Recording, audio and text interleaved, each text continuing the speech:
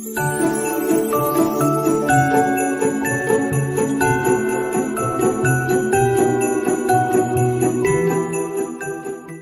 the name of the Father, and of the Son, and of the Holy Spirit.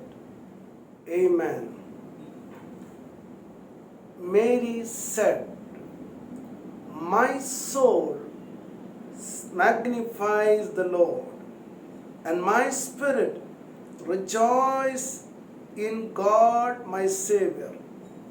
The Gospel according to St. Luke, chapter 1, verses 46 and 47. My soul magnify, glorify the Lord. And my soul magnifies the Lord, that in return I get the greater joy. My soul receive the joy in God my Savior. The founder of Jesuit congregation, Saint Ignatius Loyola, he has giving the message, everything for the greater glory of God. Everything for the greater glory of God. Everything greater glory of God. We are preparing for Christmas, and we have to purify, we have to sanctify all our intentions. Whatever we do, it has a purpose. The purpose must be for the greater glory of God. When our motives are corrected, purified, that gives the path for the joy, permanent joy in our heart. We give our time for the sake of Jesus. We give our time for others. We spend our time for others. We give our talents for others. All our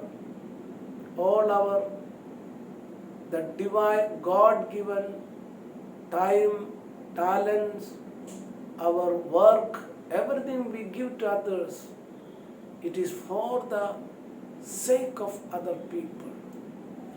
And we have to correct our motivation rather than our own personal glorification. When you focus on personal glorification, and finally it ends into a great pain. Suppose we did something good for other people, if not returned back with a gratitude, we'll a great pain, it becomes hurt. So once we purify our intention, whatever I do, it is for the sake of greater glory of God. There is a great businessman, and suddenly he became a great big business, and he was having interior motive. He was telling, my motive, I wanted to supply the best things to the people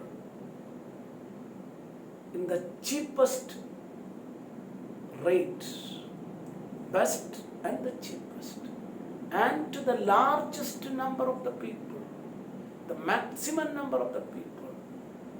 And look at that intention.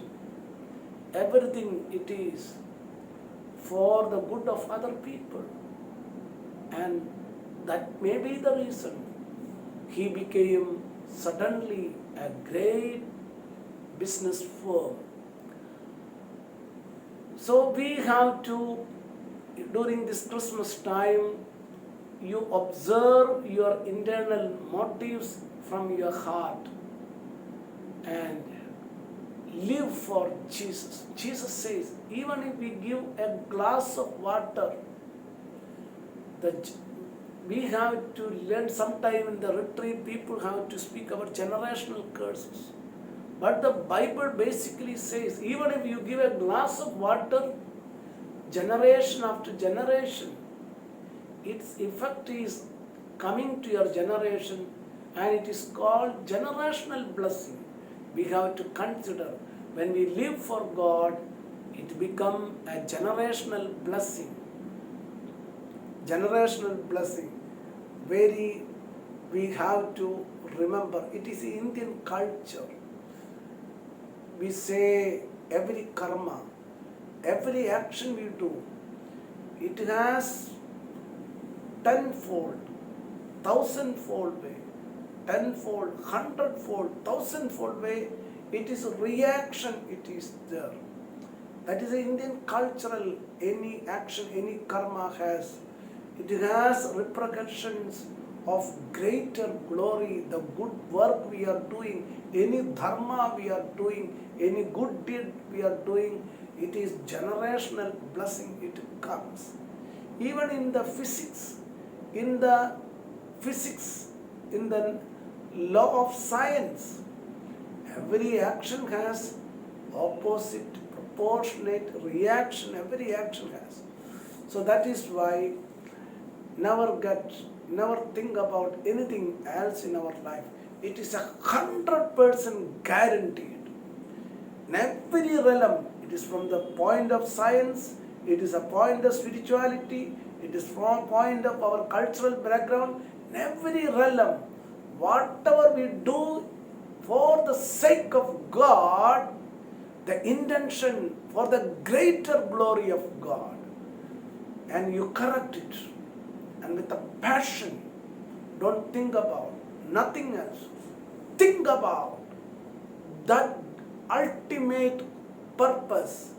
Yes, I live for my Jesus, for the greater glory of Jesus, and it is for the sake of greater glory of God we do it, everything, and in return God will bless you. Search the kingdom of God. Everything will be. It is 100% guaranteed way. Your life will be blessed. Do it, everything, for greater glory of God. Amen.